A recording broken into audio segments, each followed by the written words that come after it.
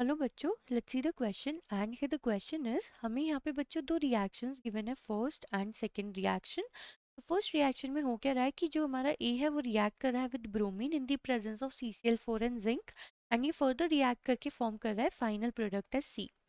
Second reaction में CH3I in the presence of zinc and copper ethyl alcohol की presence में ए produce कर रहा है एंड लास्ट में फॉर्म कर रहा है डी। अब हमें क्या करना है, हमें यहाँ पे आयुपैक नेम देना है for A C and D in both first and second set of reaction. चलिए बच्चों करते हैं इस क्वेश्चन को, and first of all let's see the key concept for this question. तो बच्चों अगर हमें यहाँ पे ए सी एंड डी के यहाँ पे नेम बताना है आयुपैक नेमिंग, तो पहले हमें आइडेंटिफाई करना पड़ेगा कि ये A and C actually A C D actually में है क्या। तो बच्चों एक एक करके रिएक्शन को सॉल्व करेंगे। तो सबसे पहले हम बात करते हैं फर्स्ट रिएक्शन। फर्स्ट रिएक्शन में हो रहा है बच्चों की जो हमारा ए कंपाउंड ए सब्सटेंस है उसने रिएक्ट किया ब्रोमीन के साथ इन the presence of CCl4 and zinc, and उसने प्रोड्यूस किया HC double bond CH, and दोनों ही कार्बन एटम पे हमें मिला ब्रोमीन ब्रोमीन। तो बच्चों जब यहाँ पे दोनों ही कार्बन एटम पे ब्रोमीन ब्रोमीन ऐड हुआ है तो कि यहाँ पे बच्चों एडिशन रिएक्शन हुई है, और एडिशन रिएक्शन होने के बाद ये डबल बॉन्ड फॉर्म हुआ है। यानी कि जो हमारा ए सब्सटेंस था वहाँ पे क्या प्रेजेंट रहा होगा, वहाँ प्रेजेंट रहा होगा ट्रिपल बॉन्ड। क्यों? क्योंकि जब ट्रिपल बॉन्ड में एक मॉलिक्यूल ऑफ ब्रोमीन ऐड करेगा तभी तो वो डबल बॉन्ड में कन्वर्ट होगा, एंड फर्दर जब ये ब्रोमीन के साथ रिएक्ट करता है तो ये कन्वर्ट हो जाएगा इनटू सी। तो अब यहाँ पे बच्चों ये ओवरऑल रिएक्शन लिख लेते हैं। तो जो हमारे यहाँ पे ए कंपाउंड रहा होगा so that is C triple bond C, और एक एक हाइड्रोजन रहा होगा उसके पास।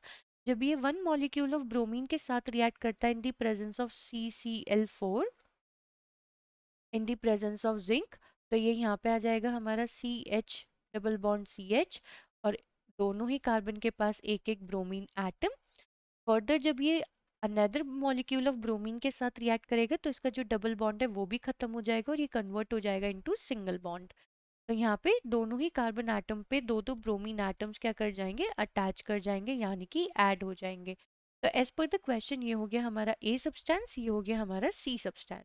ठीक है। तो अब अगर हम इनका आयुपैक नेमिंग देखें तो जो हमारा ए सब्सटेंस है दो कार्बन एटम है, ट्रिपल बॉन्ड है, तो इसका जो आयुपैक नेम होगा वो होगा इथाइन। और जो हमारा सी सब्सटेंसेस में हमारे दो कार्बन एटम्स है 1 2, दोनों पे ही दो दो का ब्रोमीन एटम है, तो नाम होगा 1 1 2 2, चार ब्रोमीन एटम है सो टेट्रा ब्रोमो इथेन। तो बच्चों हमने ए पार्ट तो यहाँ फर्स्ट पार्ट तो हमने यहाँ पे सॉल्व कर लिया है। अब चलते हैं अपने सेकेंड पार्ट की तरफ। तो सेकेंड पार्ट में एक्चुअली हमारे पास है CH3I। जब ये रिएक्ट करता है in the presence of zinc और copper in the presence of ethyl alcohol, तो बच्चों ये रिएक्ट कन्वर्ट हो जाता है इनटू CH4 प्लस क्लोरीन, यानी कि ये हो गया हमारा ए सब्सटेंस CH4 में कन्वर्ट हो जाता है। एंड जब ये फर्दर क्लोरीन के साथ रिएक्ट करता है in the presence of sunlight, तो यहाँ पे होता है क्लोरीनेशन।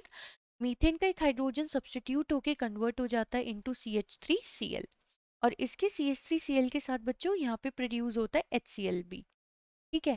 अब जब हम इस CH3Cl को फर्दर रिएक्ट कराते हैं विद एक्वस KOH, क्योंकि हमें गिवन है ना KOH in the presence of water, यानी कि एक्वस KOH, तो ये कन्वर्ट हो जाता है इनटू CH3OH प्लस ACl में। तो यहाँ पे अगर हम देखें बच्चों तो जो हमारा ए फॉर्म हुआ वो हुआ CH4, ये हो गया बच्चों हमारा सी कंपाउंड, एंड ये हो गया बच्चों हमारा D compound as per the reaction.